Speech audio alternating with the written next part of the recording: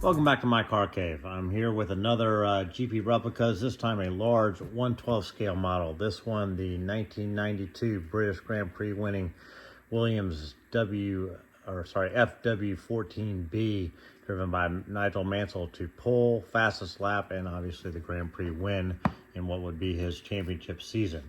Let's go ahead and get it out of the box and take a closer look. Okay, I got the box cover off, and it's the usual GP Replicas stuff in here. You get the little NFC certificate.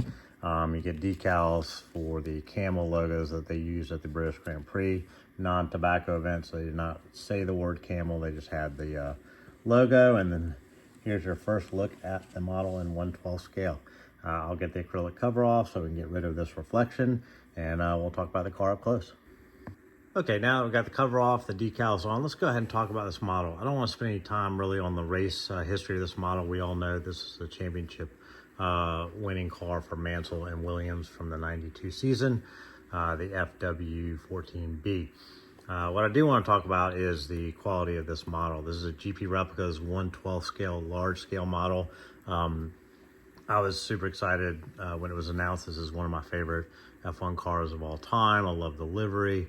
I like the driver, all that good stuff. So when I heard this was coming out, I was really excited to purchase one of these. That said, it's got some issues, and we'll go through that. But let's go ahead and start with the usual stuff. It comes with an acrylic cover for display on this leather base with a plaque. Here, see, it's a limited edition of 250. In terms of numbers, I've said it's not super meaningful. It's kind of fun to get a low number like number 1. Also kind of cool to get number 250. If you're not getting one of those two numbers, the other two numbers I would target, if I had a choice, would be number 5, because that's Mansell's number, or number 92. So I got kind of lucky that this was number 92. This is the 92 season, so there's a little bit of symmetry there, which I do like and do appreciate. So it's kind of a fun little surprise when I opened up the box. A not so fun surprise was that the aerial here was broken. It looks like it's a resin part. I unpacked it very carefully, hoping it would be loose in the box and I could glue it back on. Sadly, I cannot find the part, so I think I'm gonna be stuck painting that black and calling it a day. That kind of stinks. I wish they had just made the part in plastic or rubber that was more flexible rather than resin, so it wouldn't have gotten broken during shipping or wherever. Assuming it's not in the box, it was before it even got sent to me. So is what it is. Worse things can happen in your life, so we move forward. That said, the rest of it's typical GP Replicas quality. High gloss paint, good decaling, and as usual, good carbon fiber. It's everywhere it can be. That said, I always feel that this is way too glossy for a race car. This is more appropriate for a Ferrari or a Lamborghini street car. I don't think that race carbon fiber is actually that glossy. There is some reflection to it, but not this extreme. So I wish GP Replicas would rein that in a bit on these more modern cars. But it does look nice. Looks good on the inside of the rear wing end plates and the support beam, the diffuser, as well as the wing planes here. Looks good on the air ducts as well. And the floorboard, I do believe they could have been different textures and different weave patterns down here. That would have been, at this scale, could have been modified. I think at 1/18th, you'd probably give it a pass, but at 1/12th, that's different. So overall, I think, really good. Again, I think the proportion of the model looks pretty good. But that said, I do have some issues. This is the classic phrase I love to use with 1/12, is that 1/12 is amazing to see. I love the scale. You can't own too many of them just because of the sheer size. So I try to be kind of picky about which ones I do buy. But that said, my favorite phrase is, as I've said before, is it's a missed opportunity. And, 1/12 is just that. It's always a missed opportunity, largely because they just kind of, upsize a 1/18th, and rather than adding detail, you get the same level of detail that you get on 1/18th. But on 1/12th, it just becomes more apparent that it's actually a lack of detail that becomes the issue. So let's go ahead and point out some issues or things that I find that could have been done, frankly, better.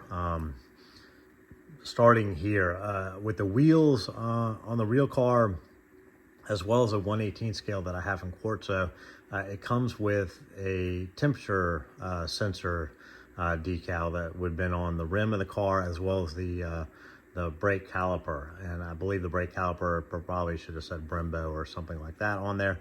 Instead here, it's just kind of plain. There's not a whole lot to see on that brake caliper. Frankly, it's hard to even tell if the brake disc is photo etched. It is photo etched, but there's just not a lot of detail on that brake caliper and the brake rotor. So that's kind of disappointing.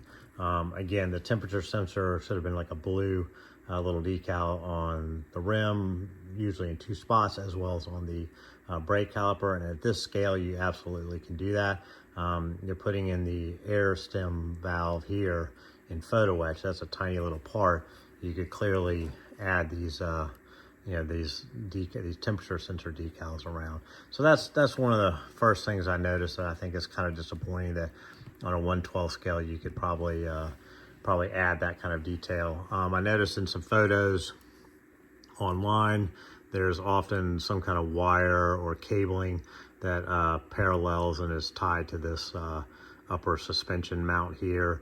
That's easy to do at 1/12. I've seen it done at 1/18 scale on different models, so that could have been put in here as well. And I think that would have been a nice little detail.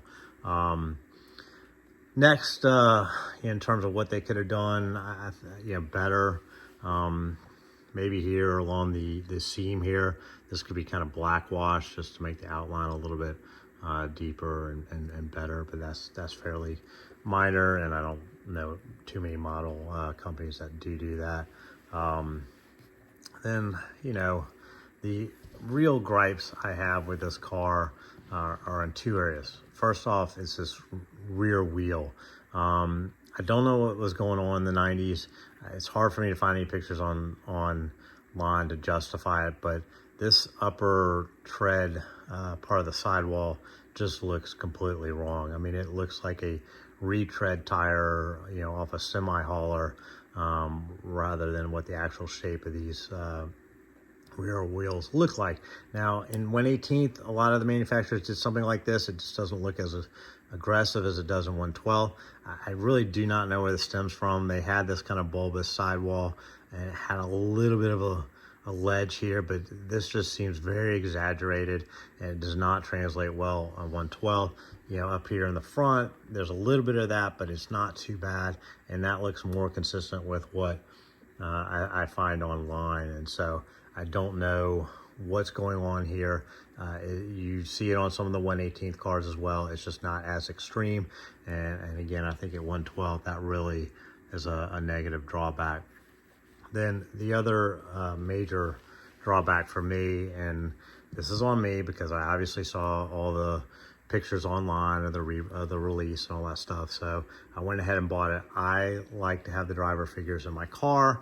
I feel like they are a part of the character and the story of F1 in any given season, and then particularly if it's a driver that I favored, I really like to have those driver figures. So I was super excited on the F300 1998 Ferrari car. I thought they did a decent job with Schumacher's helmet.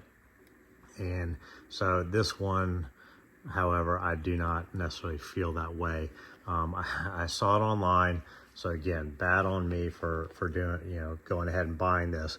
But I definitely feel like this chin portion of the helmet is just way too tall. So the visor sits way higher than it should. I just feel like this entire helmet height is too big. It just doesn't look right. They tried to put the aero bits here. the top of the helmet, they look a little bit oversized for what they are. So I'm just, yeah, that is my major disappointment with it. And then as usual, because this is a clear visor, you can see the eyes of the driver inside. You can see the balaclava and things like that. And it just, I know it's the right lens and that's appropriate, but it just doesn't look right. If this had been a tinted lens, this would be a lot less of an issue, I think, for me. I think they do a nice job of doing the black around the visor opening or the helmet opening for the visor. But the balaclava is too narrow. It looks almost like he's just wearing sunscreen on his nose. It should really cover up more of his nose. And probably hard to see in here, but you know, there's a gap in theory between your cheekbone, the nose, and the front of the helmet. There'd be this kind of gap. And in my mind, that should be either white or also black. You know, this is, you got to imagine it's one solid piece, right? So it's not, you know, a helmet sitting on top of a figurine head. It's a, you know, it's a solid piece. So that little gap that would be, you know, between your nose, your cheek, and the front of this helmet, that should be black or white like a balaclava would have been. But it's flesh tone, and so it just doesn't look right. That happens on Spark models as well. You know, it just doesn't sit well. And at 1/12 scale with a clear visor, it's super obvious. So I'm kind of disappointed with the helmet, frankly. I just don't think it looks right in size. This hose here also, it's too small. It's too thin of a gauge for what it would have been in real life. That said, the rest of the driver cockpit is nice. You get cloth seat belts, you get photo etched parts. The steering wheel so far down in there, you really, I can't even see it. So I can't even tell you whether it's good or not. On the inside here, you do have some Williams Engineering decals, as well as 4 stars, 2 red, 2 yellow. I'm not sure what that indicates. By the time the British Grand Prix came by, he had 5 or 6 wins. I can't remember. I think 5 wins at that point. He won the first 5 of the year, I believe. So this was not the first one. So I don't know what those stars are for. But anyway, those are kind of my grievances. So, you know, on this model, I got to say, I probably, if I was going to buy this again, or if you were buying this, I'd probably tell you to skip the driver version unless you're really diehard, you know, Mansell guy and want to have a driver in the car. I kind of feel like I'm that guy, and that's why I bought the one I did. But seeing it in person, it just doesn't sit well with me. But overall, I love the model. You know, again, in the category of missed opportunity, I don't know why we don't get removable engine cowling parts here. Having this part removed, as well as the cover for the active suspension, those are done by Mini Champs in 1/18th, as well as Quartzo in 1/18th. I don't understand. Tamiya made a 1/12 scale model a billion years ago with all that engine detail. So all of that exists in CAD somewhere at some model, you know, manufacturer's, you know, headquarters. So it could have been done.